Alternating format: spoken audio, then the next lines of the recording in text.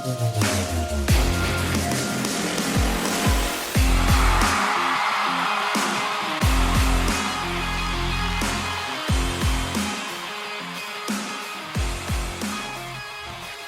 tell you what, sometimes I do view my perspective on the Indianapolis Colts to be particularly valuable to the conversations that we're having about this team as a fan base at large. And I find it generally happens in one of two scenarios. Number one, when I disagree with the consensus, right? So, like, when everyone is viewing a topic or a situation a certain way, and I am like on the opposite side of things, I disagree entirely. That's one of those scenarios.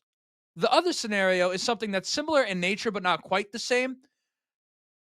I look at the consensus, and it's not that I disagree with it entirely, but I also don't agree with it entirely. And then my perspective is a little more nuanced, right? Like, it's more in the gray area. I'm kind of viewing this thing from both sides. I'm kind of on both sides of the fence, if you will. And I'm not really taking a stand in one way or another because I'm looking at it and just saying there's a lot of ways to view this thing, and I see a level of merit to all of them. What's just played out with the Colts quarterback situation, obviously, unless you've been living under a rock like Patrick Starr, of course, you know that Daniel Jones has been named the starter for this team, right? The way I explore this topic, I know for sure, I've been doing this long enough at this point, it is going to have a large majority of you guys, or at least half of you, right? Let's not call it a large majority, any majority of you guys going to have you rolling your eyes at some point, okay? And before the eye rolling party begins, and trust me, it will, and we've got a long episode today, you're going to have plenty of opportunities.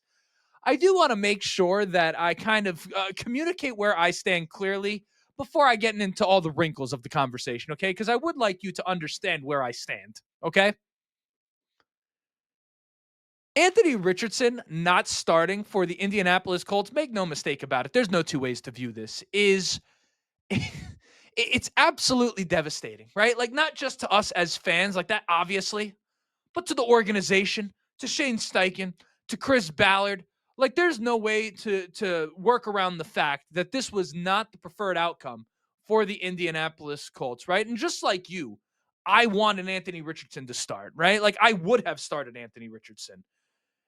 If the answer you were looking for was to get clarity on where you stand long-term as an organization, starting Anthony Richardson in that scenario was absolutely the best move, okay? Assuming, of course, that was your goal.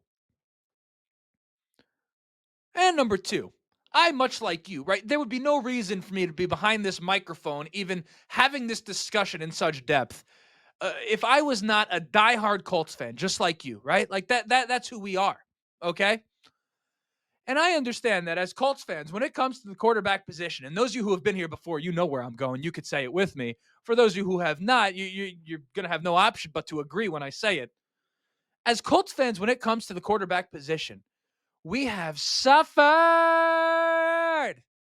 Hear me when I speak. We have suffered when it comes to the quarterback position, okay? We all agree on that. But now's where you're trapped. Now's where I'm about to give you a spoonful of your medicine, right? Because if you agree with me on that, you would also have to acknowledge that when you're in an emotional state right now, right? Because we yearn for a quarterback like most fan bases couldn't even possibly understand. Like, the greatness that we have seen has given us a taste of whatever it is that, you know, I'm not even going to get into the whole bit. We have seen greatness at the quarterback position in Indianapolis, right? It makes us as fans of this team want it even more than teams who have never experienced it before.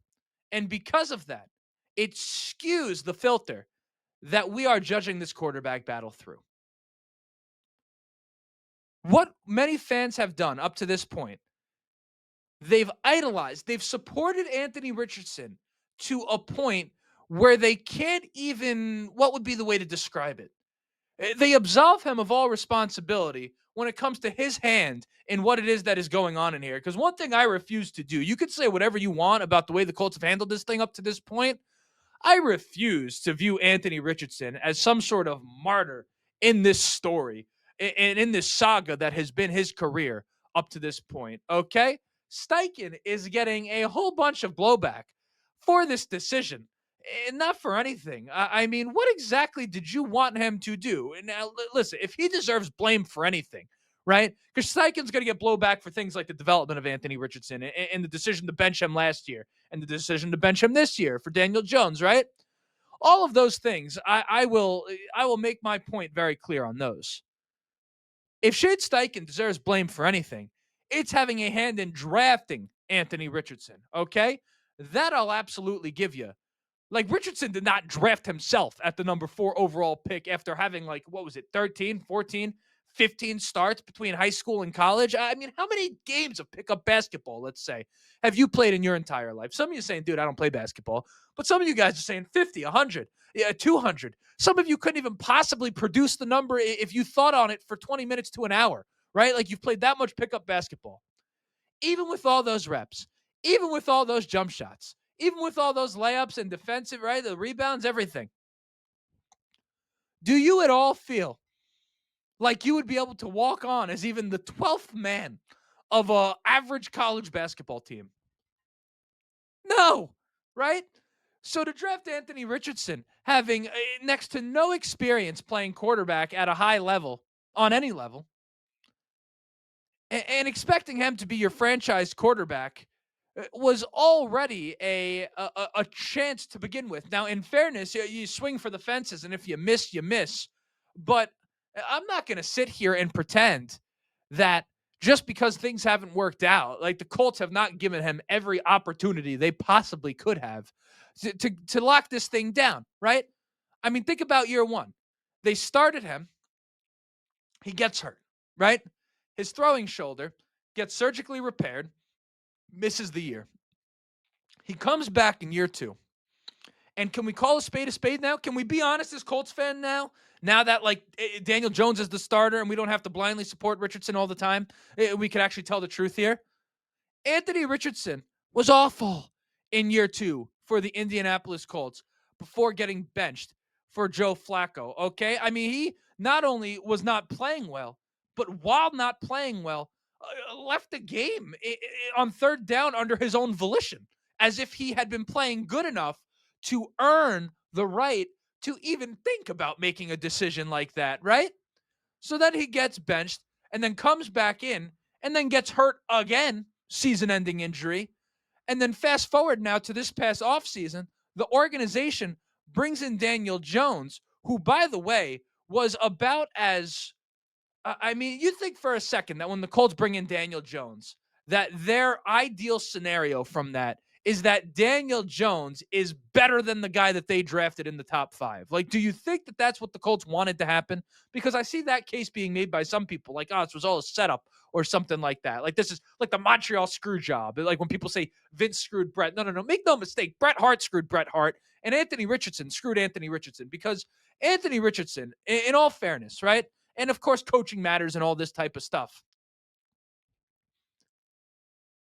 If he turned into a great quarterback, if he had been killing it up to this point, we, in the name of player empowerment and in the player of giving the players their due, would make sure that Anthony Richardson received all the possible praise for that. I mean, we were praising him for doing next to nothing at this point. But now that he is not that guy and has not done that, we can't then absolve him of the responsibility, okay? We can't do that. We can't ignore the overwhelming evidence that's been given to us up to this point that he is not equipped to be our guy. Because keep in mind, after all that nonsense, after bringing in Daniel Jones, he comes into OTAs this year, and that surgically repaired shoulder that he got 2 years ago, sore. Now, sure, it ended up being a nothing burger, but in that moment, all of us are like, holy shit, here we go again, right? How could you not feel that way? Of course. And saying this Anthony Richardson thing is over. Well, sure enough, he comes in, plays training camp, we forget it happened, and then boom, goes into that Ravens game and gets speared like some jobber on WCW Monday Night Nitro facing Goldberg. I mean, his helmet almost popped off. His pinky flew off his hand like Mr. Potato Head. Was practically in Cincinnati, Ohio. And once again, as fans, we're sitting there in a situation where it's like, damn, this is just who this guy is. We can't trust him to be healthy, right? We can't trust him to be healthy. And then he misses no practice time. And then a week and a half later, we're pretending like none of that shit happened. And instead, the only reasonable thing to do with your job on the line, in all fairness, is to start a guy, and Anthony Richardson, who once again has done nothing, unfortunately, I take no pride in saying it, has done nothing but prove to you that you probably cannot trust him with this starting job, okay? And again, if you're Shane Steichen, what is it that you want him to do? You know, he says he's doing what he thinks is best for the Indianapolis Colts. And I know what me and you think, right? Because there's a human side to this. And I know you don't give a shit because you're a Colts fan and you just want the success of the team and you don't care about Steichen. You don't care about his family. You don't care about Bell. You don't care about none of that. If the Colts go out there, as long as the Colts make the playoffs, like you could give it to hell with everyone's family and livelihood, right? At a certain point. And in fairness, as fans, we're entitled to that opinion, okay? But at the same time, if you were Shane Steichen and you know what's on the line this season, how can you possibly put the food that goes on your family's table in the hands of Anthony Richardson? If you were Shane Steichen, right? Forget you, the fan, sitting from the couch. If you were Shane Steichen, what would you do? Huh? What would you do if you were in his situation? And I think when you view it from that perspective, you're going to be forced to admit, unless you're being dishonest, that you probably would have made a very similar decision. I mean, maybe some of you wouldn't have, but ultimately, Anthony Richardson just lost this job to Daniel Jones fair and square. That's what happened. They kicked the can down the road as far as they possibly can. Make no mistake about it. They certainly wanted Anthony Richardson to win this job, but they could not justify it. Period. That's what happened, and that's the way it's going to go, okay? And now we have Anthony Richardson sitting on the bench, and what I think, the word accountability was tossed around so often for the Indianapolis Colts last year from the fan base, like, oh, there's no accountability. And accountability generally says we're doing this based off of merit, right? That would be a damn near textbook definition of accountability in the context of football is we're going to make sure that the guys who are out there are doing it based off of merit and because they're the guys who deserve to be out there. But then when we apply that accountability through the lens of our starting quarterback position and say this guy ultimately has proven that he's more trustworthy when it comes to running the offense than the other guy because it's Anthony Richardson, that accountability now from the fan base gets framed as a lack of patience in the young man. And listen, I obviously was rooting for him just like you, but the contradiction from this fan base, like I understand, listen, we will fiercely adhere to the rules that we make up on the spot when it comes to how we judge the Colts and what it is that they're doing. And I understand that that's kind of part of the gig, but at the same time, I can't help but try to overcome that a little bit and try to talk a little bit of sense into you on some level. And that's kind of where we're at. And I'm starting to get nervous about the idea of Daniel Jones starting for this team, not because of what I think he might be able to do for the team or might not be able to do for the team, but instead I'm nervous about his relationship with the fan base. I mean, I'm nervous you guys are going to boo him week one when he comes out there. You cannot do that. Colts fans, if anyone ever, if nothing else gets taken from this episode, you cannot boo Daniel Jones in week one against the Miami Dolphins, where we try to get our first fucking win since 2013 in week one. Okay. We're going to talk about why it is that you can't boo him there if it's not obvious enough. I'm also, if you're willing to hear me out, here comes the eye rolling. I'm going to make the positive case for Daniel Jones and kind of what the potential upside is here for him. You know, we hear this idea of a lack of upside. Sure, totally fine. But whether or not the best case scenario is likely to play out, not the point. I still want to discuss what that best case scenario is and why there's reason to believe it could happen. Again, albeit maybe a small chance, a real chance, but a small chance. And then finally, we're going to talk about what this decision means for the current regime for the Indianapolis Colts. Like, was there any good outcome for them? Was this a double-edged sword? Was this damned if you do and damned if you don't? If you were the Indianapolis Colts, particularly Shane Steichen in this situation, like how in the world is this organization, or rather Chris Ballard and Shane Steichen, going to make the case that they should be on this organization, on this team here for the Indianapolis Colts after this season? We're going to talk about that. But before we do, you know what it is? My name is Justin. This right here is the Ride in the Bench Colts podcast. As always, ask anyone watching and enjoying the show, go ahead, shoot a like. We're going to have to get out to as many Colts fans as humanly possible. Of course, subscribe if you want to be a part of the journey. We're on our way to 4,000 subscribers over here on the YouTube channel. We're getting there. If you keep coming back, you're enjoying what you're seeing. Perhaps it's your first time here, and you're also enjoying what you're seeing. hit that subscribe button. Never miss an episode again. But of course, no pressure. It's no big deal. I'll be sitting here talking about the Indianapolis Colts for a very, very long time. Audio listeners, of course, leave a five-star review. Let the people know how much you're enjoying the show. But most importantly, be civil in the comment section. You don't know what the person on the other end of the keyboard is going through today. We're all rooting for the same thing, right?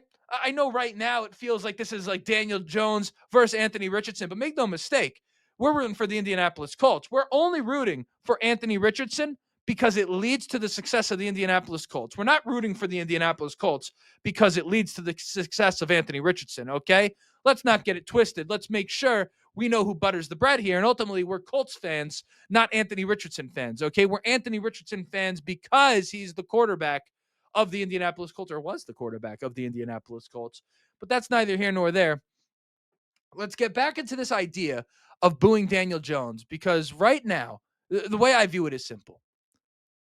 Colts fans need to embrace Daniel Jones with everything they have in them, despite what their emotions tell them, despite the visceral reaction that they naturally, by the way, should have to what is transpiring here with the quarterback situation. Because we, of course, as fans, I'll say it again, we've suffered when it comes to this. I'm losing my voice over it. We've suffered when it comes to the quarterback situation. But keep in mind, sure, we've suffered, but many people, some would call them superstitious, some would call them conspiracy theorists, but many people would say we've suffered because the quarterback position of the Colts is cursed. Cursed, I say. Gasp from the crowd. I can't believe he actually said it. We've all been thinking it, but someone's going to say it. You're damn right I'm going to say it, okay? And people would make that case because of two things, okay?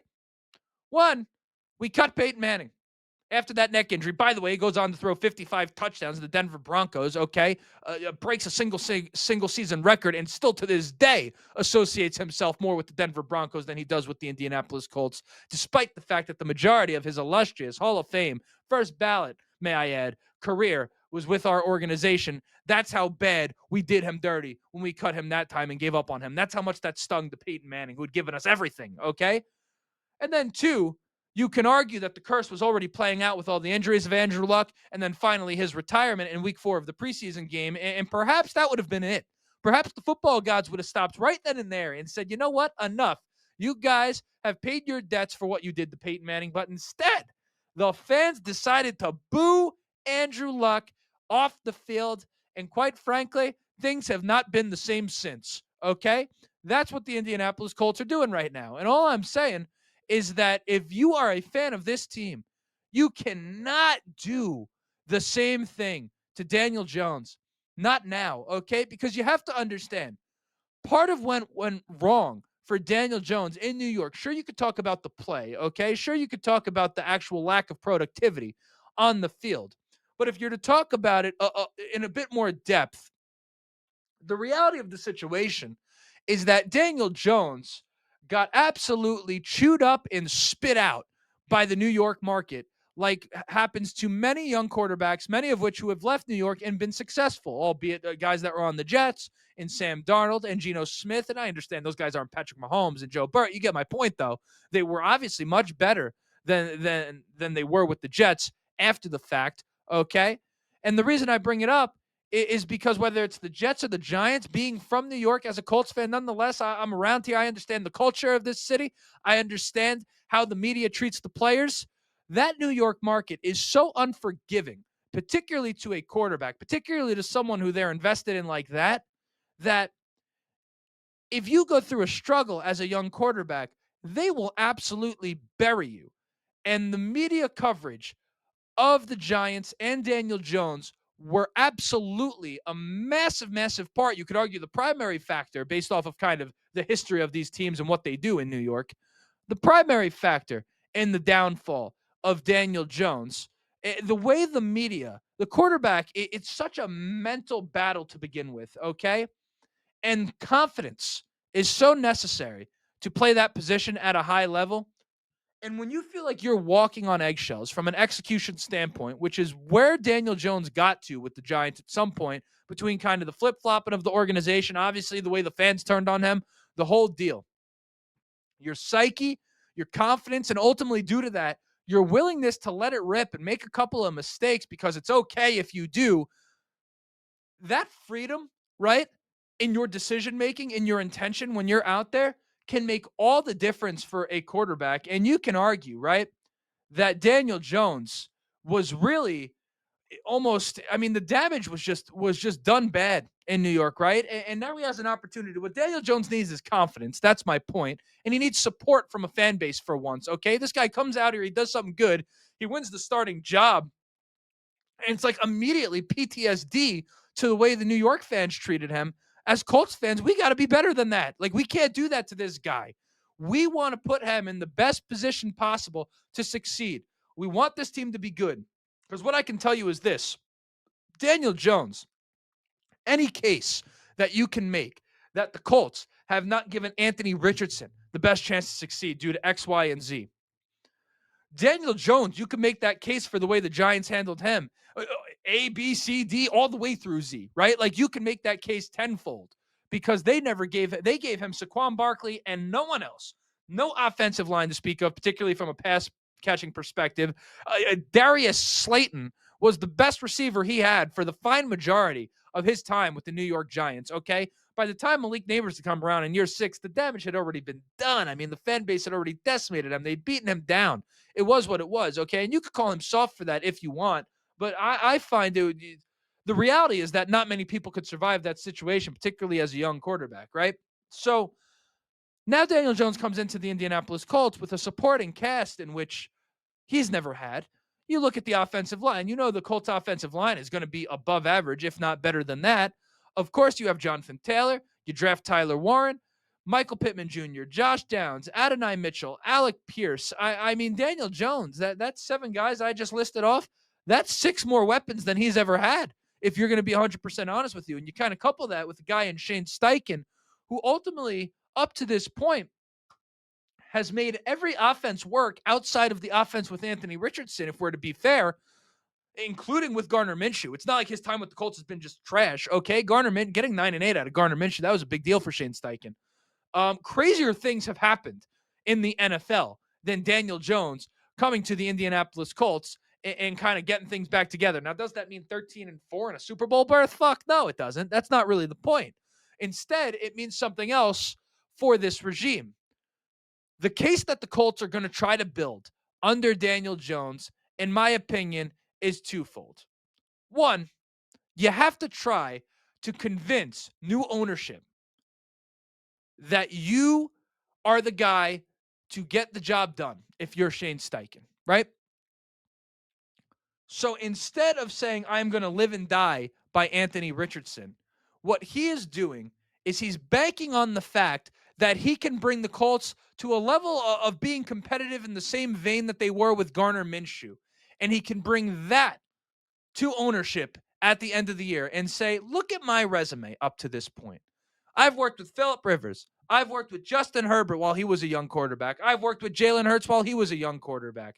I've made it work with Gardner Minshew here. I've made it work with Daniel Jones. The only guy that I have not been able to get it done with is Anthony Richardson. And the question I have for you, Carly Ursay Gordon, this is Shane Steichen speaking, of course, is this: whose body of work are you going to trust when doing this? You're going to look and say that it was a me problem and not an Anthony Richardson problem. And I know this sounds like snake type of stuff, but this is just the reality. It's not that he's a snake. It's that good Lord. I mean, if you're Shane Steichen and you can't make it work with this guy, it is what it is. He's going to try to make the case at the end of the year. Of course, he's banking on the fact that this Colts team can at least compete for a playoff berth with Daniel Jones. He's then going to take that success or that something that resembles a level of success, and he's going to look at ownership and say, this is what I did with Daniel Jones. Now just imagine what I can do if I had a crack at one of the top guys in next year's draft. And that's going to be Shane Steichen's case at the end of the year. And not for anything, in all fairness, it's a damn good one for Shane Steichen. Now on the other side of that, of course, Carly Ursay Gordon would also have the right to ask and be perfectly within bounds to say, sure, Shane, that's totally fine, but you and Chris did draft Anthony Richardson, and not for anything. Why should I trust that you two are the guys that I should trust to draft our next quarterback, particularly in a year that it seems by all, listen, I'm not the expert on drafts and scouting. Okay. Those are other people. This quarterback class in 2026, of course, Arch Manning is the one that gets dangled by everyone's fantasizing. But there's a whole lot of quarterbacks in that draft, right? And why should I trust you guys to get that done? After all, you do look at Chris Ballard's reign up to this point and you say, listen, he's had opportunities to get a quarterback. Now, I don't think they've been as plentiful as you think. Like, I don't think there's that many surefire moments where Ballard could have gotten a guy, right? But you do kind of add them all up and say, well, it's kind of hard to make the case in favor of Chris Ballard drafting the next guy, right? For example, 2020. I think ultimately, when I look back at 2020, to remind you, okay, I'll recap it all. 2020, Joe Burrow, the number 1 overall pick, Cincinnati Bengals. Okay, the Miami Dolphins have what I believe is the number 5 overall pick, and then the Chargers have the 6 or the 7. Okay, the Colts have the 13th overall pick. Now, this is a year where Joe Burrow gets drafted number 1. The Dolphins in the quarterback business, they draft Tua Tagovailoa. The Chargers have gotten rid of a guy by the name of Phillip Rivers, and now they were in the quarterback business. They draft Justin Herbert. The Colts trade their 13th overall pick for DeForest Buckner, who, in fairness, a hell of a player, and then they signed Phillip Rivers. Now, you look at that offseason, and Jalen Hurts was in that draft as well in the second round, maybe the most egregious miss of them all, right? But, I mean, a whole lot of teams passed on Jalen Hurts, right? Like, that wasn't just the Colts. Neither here nor there. I don't think it's the strongest case, but you could look at 2020 and say they dropped the ball there. I personally think you walk out of that with Phillip Rivers, DeForest Buckner in a playoff berth. I mean, I thought they handled 2020 just fine at quarterback, but okay, I'll give you that. Particularly when you start adding up all the other ones, right? 2022, the Colts coming off of a year with Carson Wentz, where the worst kept secret in all of football was that the Colts were no longer in the Carson Wentz business as that season was rolling down. Obviously, they collapsed massive at the end of the year, okay? And Jim Irsay obviously was not too pleased with Carson Wentz, or so that's what was reported to us, right? Going into that offseason, you had an option to get 2 guys, trade for 2 guys, Baker Mayfield and Matt Ryan. Baker Mayfield, who was vocal about the fact that the Colts were the place that he wanted to go. He may not have said it directly, but large amounts of reports. Like, and where there's smoke, there's fire with that type of thing. Baker wanted to be a Colt, okay? At that time, he was looking at the board and saying that was the best opportunity for him to succeed. Obviously, things have worked out just fine for Baker Mayfield. They had a choice between him, an ascending young quarterback, or Matt Ryan, whose arm was like an overcooked piece of spaghetti. It was a noodle, okay? I mean, Matt Ryan could not throw the ball any further than I could in 2022, in all fairness, and I'm able to get it about 35, 40 yards. I mean, that's just the truth of the matter, okay? They chose Matt Ryan as opposed to Baker Mayfield. Obviously, that decision looks terrible in hindsight, and 2022 was a disaster. 2023, fast forward now to kind of where we're at now, you go into a draft with the number 4 overall pick. The Chicago Bears have the number 1 overall pick and are willing to trade it to anyone who is willing to buy it. The Houston Texans, who also need a quarterback, are at the number 2 overall pick. You have 2 guys in Bryce Young and CJ Stroud. Now, in my opinion, and I'm not an NFL scout, but if I could see it, I would. I mean, Stevie Wonder could have seen, in my opinion, that CJ Stroud was the best quarterback in that draft.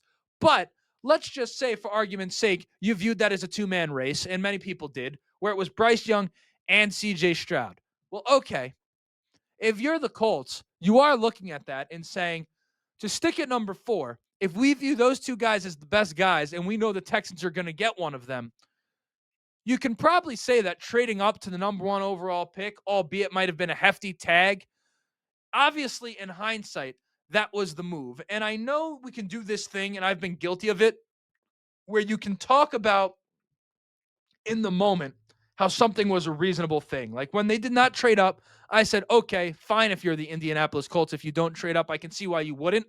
But there's only so many times where you can justify a decision due to what makes sense at the time, and then view the results in hindsight and say, obviously, you made the wrong decision there.